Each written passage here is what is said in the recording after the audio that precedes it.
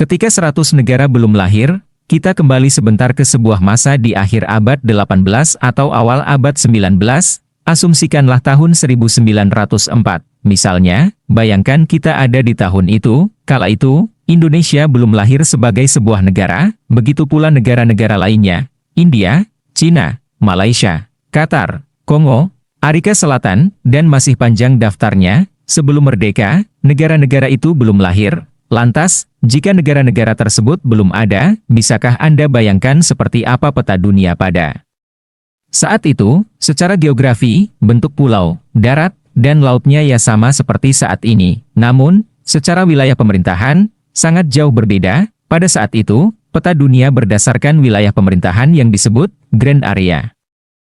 Jadi, fisiknya sama, hanya batasan wilayahnya yang berbeda. Karena negaranya masih sedikit, wilayahnya adalah wilayah jajahan, jadi, Grand Area ini membagi wilayah berdasarkan wilayah jajahan atau koloni. Misalkan kerajaan Belanda dan koloni-koloninya, baik itu di wilayah Amerika Latin, Afrika, maupun Asia, begitu pula kerajaan Belgia, Portugal, Spanyol, Prancis, dan tidak ketinggalan yang paling besar wilayah jajahan Inggris. Bahkan, Inggris menyebut wilayah mereka sebagai negara di mana tidak ada matahari terbenam. The sun always shines in Great Britain's Grand Area, katanya, hanya tersisa sedikit wilayah dunia yang tidak pernah dijajah, seperti Thailand, misalnya, Cina masih terpecah kerajaan dan kekuasaan para warlord. Jepang di bawah kekaisaran yang berdinasti, Korea juga masih bersatu di bawah kekaisaran, begitu pula Amerika sebagai yang country yang tidak dalam wilayah kolonisasi negara-negara Eropa. Sejauh ini bagaimana? Apa Anda sudah mulai bisa membayangkan betapa anehnya bentuk wilayah tersebut? Nah, begitulah cara dunia bekerja pada saat itu, dan karena itulah banyak muncul pergerakan bawah tanah di seluruh negara jajahan, di antaranya seperti kemunculan Budi Utomo dan lain sebagainya. Kini yang akan kita bahas adalah, mengapa mereka melakukan kolonisasi dan apa sebenarnya yang mereka cari. Sedikit mengingatkan, kerajaan yang menjadi acuan hampir seluruh negara Eropa saat itu adalah kerajaan senior mereka yang bernama Romawi. Pelajaran sejarah di tahun 1900 adalah catatan Perang Salib versi Kristen atau Perang Sabil versi Islam, Perang Napoleon, Viking, Arthur, dan tentunya kerajaan Romawi yang terus berekspansi. Kemakmuran Roma ini menuntut banyak kebutuhan, mulai dari kain sandang, rempah-rempah, hingga barang mewah keramik dan emas. Itu semua menjadi kebutuhan utama bangsa yang berkelimpahan kekuasaan dan harta. Dengan meningkatnya permintaan akan harta, mereka pun memerlukan wilayah untuk memenuhi kebutuhan bangsa Romawi. Mereka pun ekspansi ke negara subuh di pantai utara Afrika untuk sumber pangan, ke wilayah utara Italia hingga wilayah suku Germania, Britania, dan Viking. Wilayah itu diakuisisi untuk diambil kemakmuran tanah atau hasil buminya, juga kemakmuran keterampilan tangannya dalam menghasilkan karya seni, serta kebutuhan lainnya seperti kain, susu, senjata, bahan bangunan, dan masih banyak lagi. Bagi bangsa Romawi, seluruh wilayah di luar Romawi masih berupa manusia barbar, tidak beradab, buas dan liar layaknya binatang dan pantasnya hanya dijadikan budak. Itulah sekilas cara dunia bekerja pada masa itu. Bayangkan sebuah masa dengan dua sisi. Di sisi gelap ada manusia yang dianggap barbar.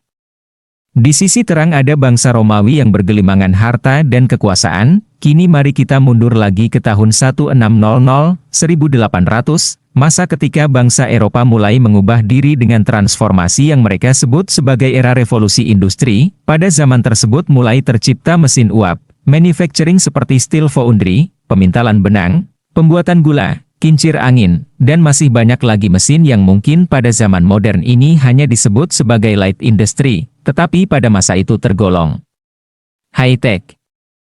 Terciptanya segala permesinan ini membutuhkan bahan baku, karena Eropa memiliki 4 musim. Hasil alam mereka terbatas, mereka pun bergeser ke negara 2 musim yang subur sebagai penghasil bahan baku atau raw material, mencari rempah dan bahan baku. Inilah asal-muasal negara koloni, dan yang berangkat adalah ekspedisi perdagangan yang dibiayai swasta. Ingat, sekali lagi, Eastern Indies atau India, Taipan, Hong Kong dan VOC, merupakan kelompok yang dibiayai pedagang dan pebisnis swasta. Bahkan, Marco Polo itu bukan tentara perang di bawah negara ataupun kerajaan, semuanya masih wilayah swasta yang dibiayai oleh swasta pula. negara atau kerajaan, hanya urusan pajak dan keamanan, untuk wilayah yang mulai dianggap bagus masa depannya.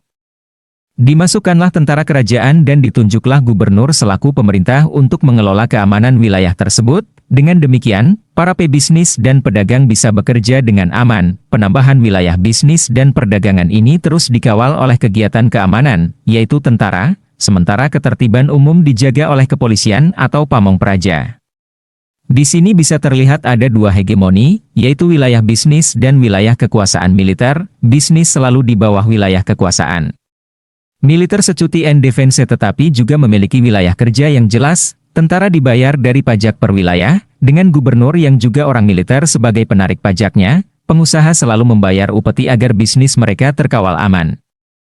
Baik dari gangguan perampok ataupun serangan kompetitor, para pebisnis ini bisa dibilang kanibal, pemakan sesama spesies, sangat buas. Karena itulah, bermain dengan pemegang kekuatan militer dan polisi merupakan hal penting.